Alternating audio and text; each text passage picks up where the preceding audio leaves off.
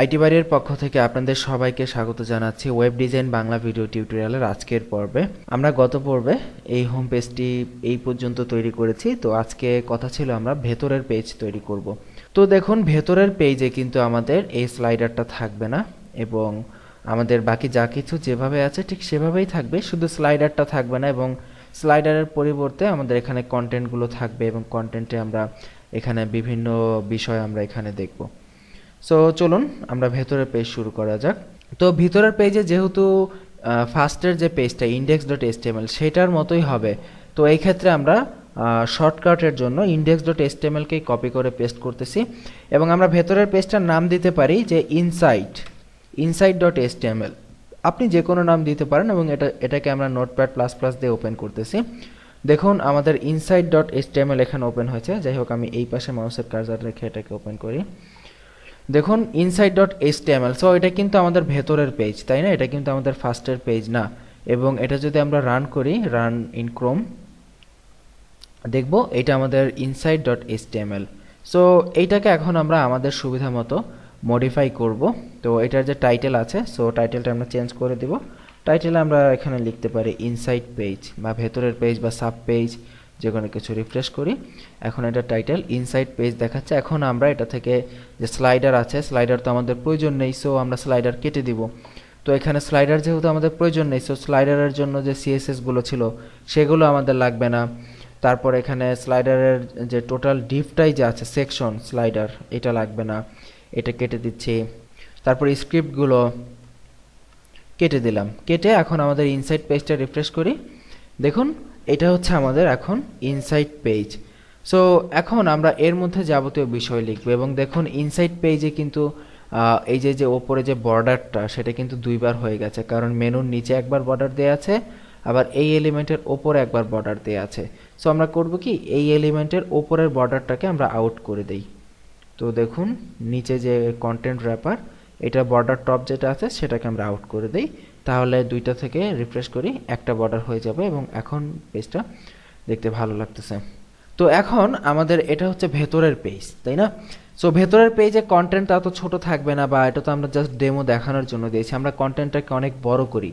এখানে তো একটা মাত্র প্যারাগ্রাফ আছে আমাদের কন্টেন্টের মধ্যে, সো আমরা এখানে আরও কিছু প্যারাগ্রাফ নেই। এখানে ডেমো প্যারাগ্রাফ আমরা কন্ট্রোল ডি দিয়ে আমরা এখানে আরও কিছু ডেমো প্যারাগ্রাফ এখানে নিয়ে নিচ্ছি।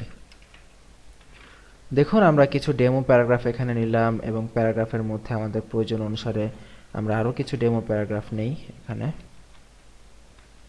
এবং এখানে হেডিং 3 দেই আমাদের সুবিধা মতো।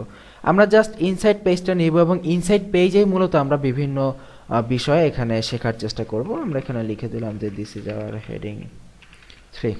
সেভ করে রিফ্রেশ করি।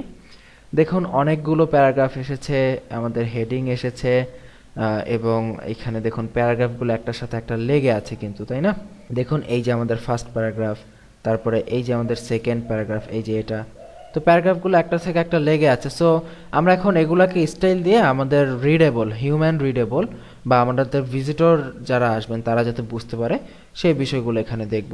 তো এগুলোকে আলাদা করার জন্য আমাদের অবশ্যই এখানে দেখুন কন্টেন্ট, যেহেতু এই প্যারাগ্রাফগুলো সব কিন্তু আমাদের কন্টেন্টের মধ্যে আছে, সো এখান থেকে আমরা কন্টেন্ট H2 মানে হেডিং 2কে যেভাবে নিয়েছি আমরা এখানে ঠিক একইভাবে আমরা এটার ভেতরে আমরা সাইডবারকে একটু আলাদা করি, আপনাদের দেখতে সুবিধা হবে। আমরা কন্টেন্টের মধ্যে প্যারাগ্রাফকে নিলাম। প্যারাগ্রাফের মধ্যে আমরা প্রত্যেকটা প্যারাগ্রাফের মার্জিন টপ বটম 15 পিক্সেল দেই এবং ডানে বামে 0 পিক্সেল। সেভ করি। আপনারা কিন্তু এইভাবে দেখেছেন মার্জিন কিভাবে দিতে হয়, যে টপ বটম 15 পিক্সেল এবং ডানে বামে 0 পিক্সেল। রিফ্রেশ করি। দেখুন প্রত্যেকটা প্যারাগ্রাফের উপরে নিচে 15 পিক্সেল করে স্পেস হয়ে গেছে এবং এখন দেখতে এটি মোটামুটি বেশ ভালো দেখাচ্ছে। সো এখন এই যে হেডিং 3 অনেক ছোট হয়ে গেছে, সো আমরা হেডিং 3কে আমরা চাইলে এই যে এটার মতো এরিয়াল ফন্ট করতে পারি এবং এটার সাইজকে বাড়িয়ে দিতে পারি। তো ঠিক একইভাবে আমরা হেডিং 3 নেই। দেখুন হেডিং 2কে কপি করে হেডিং 3 বানালাম, কালার এটাই করলাম। এখানে আমরা ফন্ট সাইজ এখানে 20 পিক্সেল করে দেই, আর হেডিং 2 যেটা আছে সেটার ফন্ট সাইজ 23 পিক্সেল করে দেই। ওকে, সো কালার টালার font family Arial margin top 10 pixel. Okay, এবার রিফ্রেশ করি, দেখুন এই যে আমাদের হেডিং 3 হয়ে গেল, এটা আমাদের হেডিং 2 এবং প্যারাগ্রাফগুলো আসতেছে। আমরা চাইলে প্যারাগ্রাফের ফন্ট সাইজও একটু ইনক্রিজ করে দিতে পারি, যেমন এখানে প্যারাগ্রাফ যেটা আছে এটার আমরা ফন্ট সাইজ 15 পিক্সেল। দেখুন প্যারাগ্রাফের ফন্ট সাইজ 15 পিক্সেল হয়ে গেছে।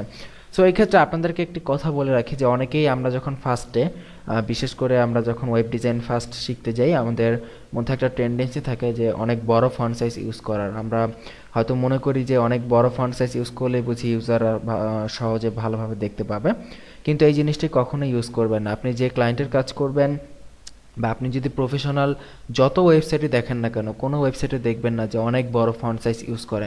একটা মিডিয়াম রেঞ্জের ফন্ট সাইজ ইউজ করা হয় যাতে করে সহজে দেখা যায়। ইউজারদের চোখের সুবিধা দিতে গিয়ে আপনি কখনোই বড় ফন্ট সাইজ ইউজ করবেন না, যেটা মিডিয়াম সেটা ইউজ করার চেষ্টা করবেন। যেমন আমরা যদি গুগলে যাই, দেখুন google.com-এ গেলে লোড হচ্ছে, এখানে এই যে দেখুন ওরা কিন্তু চাইলে এখানে অনেক বড় ফন্ট ইউজ করতে পারতো, ওরা কিন্তু এখানে কোনো বড় ফন্ট ইউজ করে নাই। আমরা যদি techcrunch.com অনেক বড় একটা ওয়েবসাইট, টেকনোলজি সংক্রান্ত বিভিন্ন বিষয় এবং তথ্য এখানে শেয়ার করা হয়। আমরা যদি ওদের সাইটে প্রবেশ করি আমরা দেখব এখানে দেখুন এত বড় একটা সাইট, কিন্তু তারপর ওদের ফন্ট সাইজ কিন্তু একটা মিডিয়াম রেঞ্জের মধ্যে রাখা আছে। সো ফন্ট সাইজের ব্যাপারে অবশ্যই আপনাকে সতর্ক থাকতে হবে। এবং এখানে লাইন হাইট পারফেক্টলি আছে। এখানে লাইন হাইট আপনারা জানেন লাইন হাইট কি, একটা লাইন থেকে আরেকটা লাইনের দূরত্ব, এগুলো সবই পারফেক্টলি আছে। সো আমরা এটাকে পারফেক্ট বলতে পারি। আমরা চাইলে এখানে ব্লক কোড ইউজ করতে পারি, অডিও দিতে পারি, ভিডিও দিতে পারি। এগুলো কিন্তু আগে আপনাদের সব অলরেডি দেখানো আছে। সো এই ক্ষেত্রে আমার মনে হয় না যে আরেকবার দেখানো প্রয়োজন, কিন্তু তারপর আপনারা যদি চান যে আরও একবার দেখতে, সো আপনারা অনেকেই বলতে পারেন যে পেজের মধ্যে দেখিয়ে দিলে হয়তো ভালো হতো। সো এই জন্য আমরা এগুলো দেখিয়ে দিব। সো আজকের পর্ব এই পর্যন্ত। আমরা বেসিক কিছু স্টাইলিং করলাম এইখানে, আবার এখানে আমরা আরও কিছু স্টাইলিং এখানে যোগ করি ইমেজের জন্য, তাই না? কন্টেন্টের মধ্যে কোনো ইমেজ থাকতে পারে, সো ইমেজগুলো আমরা কিভাবে করতে পারি, তাই না? তো ইমেজ আমরা কিভাবে এখানে স্টাইলাইজ করতে পারি, যেমন এখানে যদি আমরা ইমেজ ট্যাগ নেই এবং ইমেজেস স্ল্যাশ আমাদের দেখি আমাদের কি কি ইমেজ আছে এখানে আইএমজি ফোল্ডারের মধ্যে আমরা 1.jpg এটাকেই নেই, বা নেচার 1.jpg এই ইমেজটাই নেই, অনেক কালারফুল একটা ইমেজ আইএমজি স্ল্যাশ এবং অল্টার ট্যাগ লিখি নেচার।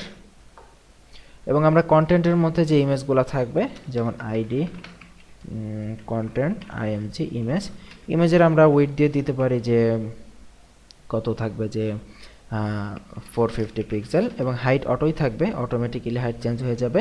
এবং এটার আমরা টেক্সট লাইন আমরা সেন্টার দিতে পারি, তাহলে ইমেজটা সেন্টার ওয়াইজ হয়ে যাবে। আমরা রিফ্রেশ করি, দেখুন ইমেজটা এসেছে কিন্তু সেন্টার হয়নি। আচ্ছা, এটা তো টেক্সট লাইন হবে না, এটা তো কোনো টেক্সট না, আই এম সরি। এটা হবে মার্জিন জিরো অটো এবং ডিসপ্লে ব্লক। তাহলে আমরা দেখব আমাদের ইমেজটা সেন্টার বরাবর চলে এসেছে। দেখুন আমাদের ইমেজটা সেন্টার বরাবর চলে এসেছে। এবং এখানে আমরা শুধু একটা না, এখানে যদি আমরা আরও কোনো ইমেজ ইউজ করি টেক্সটের মধ্যে, আমরা যে কোনো জায়গায় যে কোনো ইমেজ এখানে দিয়ে দিলাম। ওকে ফাইন, দিয়ে যদি রিফ্রেশ করি দেখবো আরেকটা ইমেজ চলে এসেছে, এটাও সেন্টার ব্লক। আমরা এখানে অন্য একটা ইমেজ কল করি, আমরা এখানে একটা ফুলের ইমেজ কল করে দিই 1.jpg, দ্বিতীয়বার 1.jpg, জাস্ট সেভ করি, দেখবো একই সাইজ এসেছে এবং একইভাবে এসেছে। সো এই কিন্তু হচ্ছে আমাদের ওয়েবসাইটের বেসিক ডিজাইন, বেসিক প্যাটার্ন।